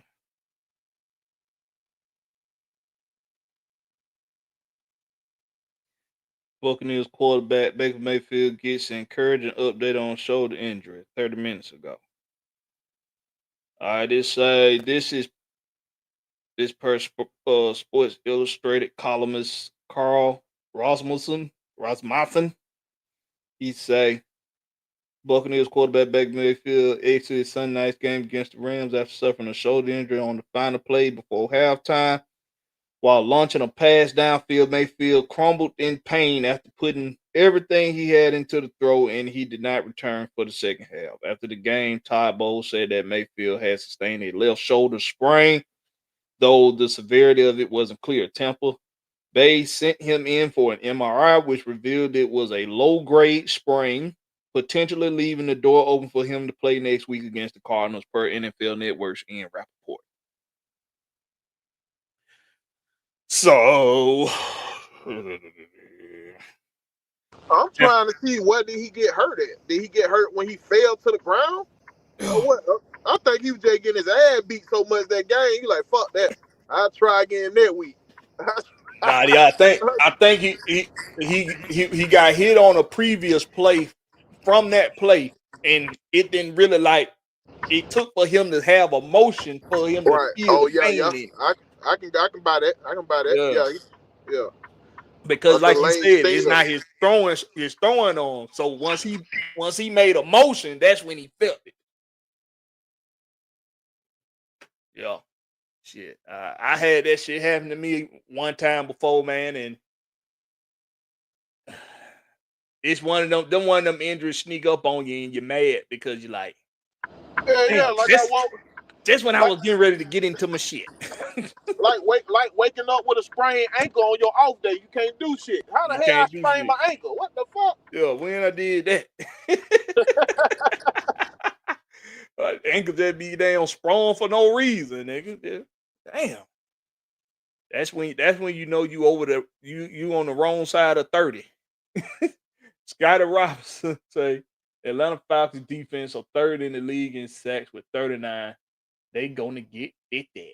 Shit. They on pace to get 60. Yeah. If the Browns didn't have the night they had, they would have been in second still. The Browns been going stupid. Mm-hmm. But they on pace to get 60. Scotty. Yeah, what we got? 6 more games? Yup. And they got 39 already. So they had 8. They got 19 before this week. They had 19 in like the last 3 games. So if they stay on that pace, they gonna get over 60. Hey man, I don't want to hear nobody else talking about no pick for next year. These boys paying it out. Yes. Xavier Watts ain't got no JPJ. They are paying it out. They are paying it out. That pick was well worth it. Yes, it was. Who give a fuck about the pick for next year? Next year draft. This 2026 draft class ain't even nothing to sneeze at. All them motherfuckers coming into the NFL with a whole lot to prove. All right. Maybe our next round pick gonna be Trice. Maybe Trice come in healthy. I know you want him to, Will. I know you want him to. I ain't say Troy Anderson. I said Trice. I know. Hey, we get Troy Anderson back healthy, boy. That gonna be, boy, what? Eric Mack, what's up with my boy? He said last season Kurt was on his way out, but now he has a chance to lead us to the playoffs. It's possible. It is possible. Appreciate that optimism, Eric Mack. Appreciate that. Michael say, and Baker is out, so we can catch the Bucks and Panthers. I'm just saying. Yeah, he ain't gonna be out that long, Michael. He probably gonna play it. He probably is going to play next week. He gonna play next week. I guarantee you. And the damn Pampers are right on their heels, so he probably gonna play. He gonna play next week because Baker Mayfield a tough ass motherfucker, boy. Yeah, he's tough. He's a tough quarterback. Yeah, you gotta give him that respect. So when he played against Georgia, boy, they tearing his ass up. He stayed in that Rose Bowl. Southside say Raheem still getting fired even if we win 10 games. I don't know. I don't know about that. Arthur Blank is generous on winning season.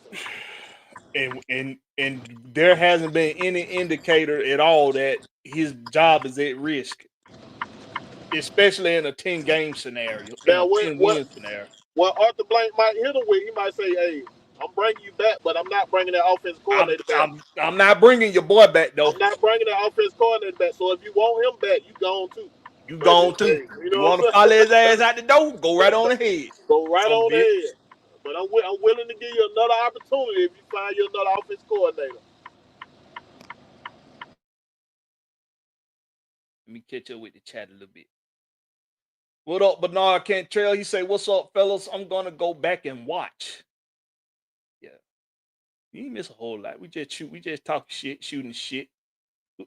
Got Mucho in here. He say 4 to 5 weeks. I heard from That's how I went with y'all yesterday. I wasn't able to be with y'all yesterday.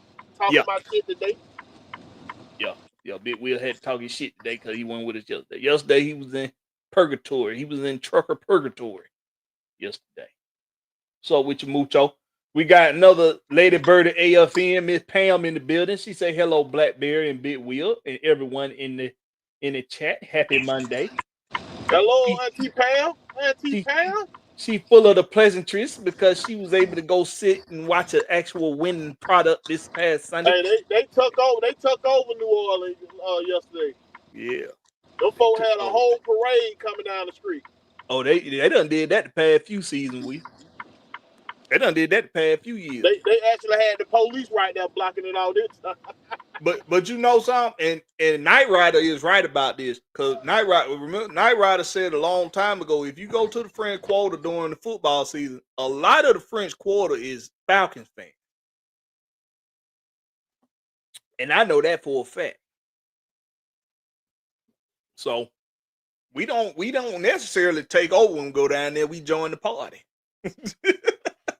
We join the party when we go down there. Well, we got implants in both cities.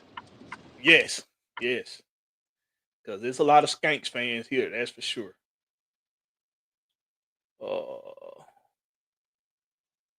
He say, fuck it, trade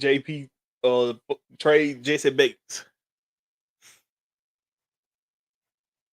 JPJ and Walker heard Wolf talking that shit the other night on Rex Pit.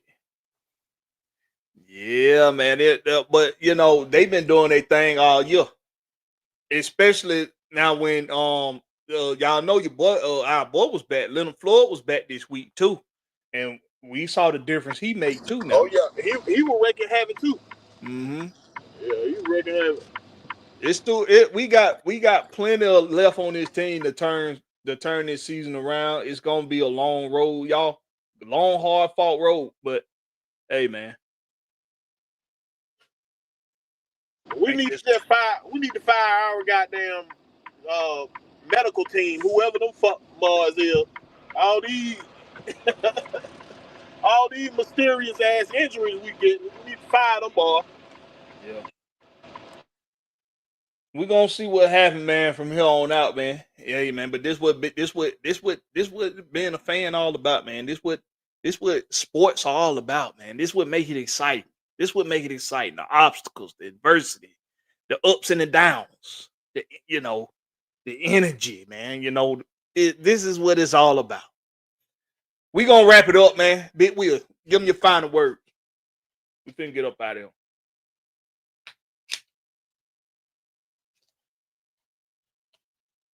Big Will, give me your final word. All right. Give y'all my final word. I'll let Will close it out. Y'all make sure y'all tune in the rest of the week. Fan Speakers tomorrow. Make sure you're here for that because that's when we like to drop the link so y'all can come on and talk your shit, man, about whatever you want to talk about that doesn't happen out here in sports or what doesn't happen out here in the real world for you, whatever it is, man. Fan Speakers tomorrow. Make sure you are here for that.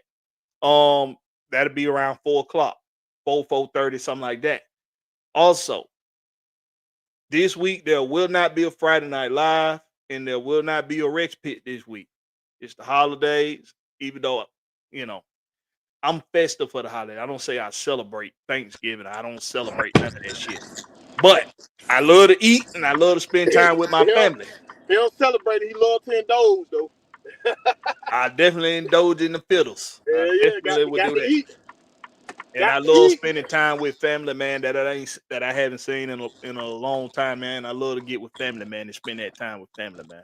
So after tomorrow, after Fans Speak, y'all won't see me again on a live until next week. But Big Will, what you gonna have going on? Oh man, y'all make sure y'all go follow me on Will the Georgia Reaper on Twitter. And on YouTube, man, catch me Wednesday nights on everything Atlanta sports. And whatever AFN got going on, if I got time and they drop the link, I'm down. Y'all already know how to do it. Y'all already know, man. So y'all make sure y'all make it do what it do. Make sure you tune it in to Atlanta Falcon Nation for the Lady Birds of AFN tomorrow night. Y'all are going on tomorrow night, right, Miss Pam? Y'all going on tomorrow night, right, Auntie? Auntie, y'all going on tomorrow night? Is she still there? Y'all make sure y'all tuning in to Atlanta Falcon Nation for the Lady Birds of AFN. My boy Ty, he still do a show. He still do a show from time to time. So make sure you tune in to the Lockness. And of course, make sure you tuning in to Will the DA Georgia Reaper on YouTube. And y'all make sure y'all do the damn thing, man. I'm gonna have to start pinning my shit up there for you, bro. Yeah, she said, yes, we have a special guest, T Will. So T Will gonna be on the Lady Birds of AFN tomorrow night. So y'all make sure y'all tune in to that around about 8:00 tomorrow night. Y'all got old T Will to come through, huh? They got T Will to come through, man. So shout out to AFN and the Lady Birds. And y'all make sure y'all make them do what it do, man. Hold it down. We'll catch you on the flip side. Peace.